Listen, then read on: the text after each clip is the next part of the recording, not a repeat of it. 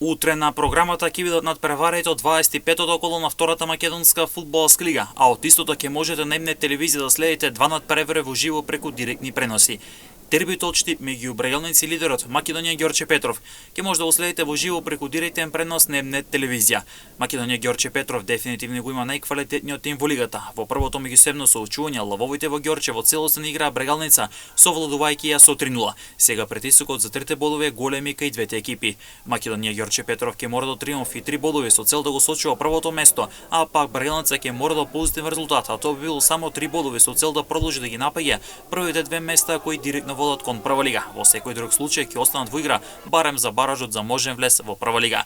Дербито на колото од Штип меѓу брегалници и Македонија Ѓорче Петров ќе може да го следите во живо преку директен пренос на М-нет телевизија со почеток од 16 часот.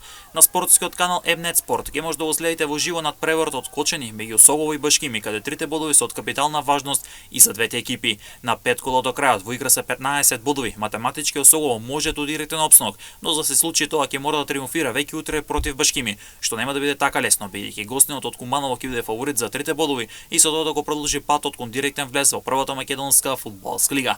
Од друга страна, Осово ќе мора да позитивен исход со цел да го сочува бараш местото за опснок, бидејќи борец е на 6 бодови негатива.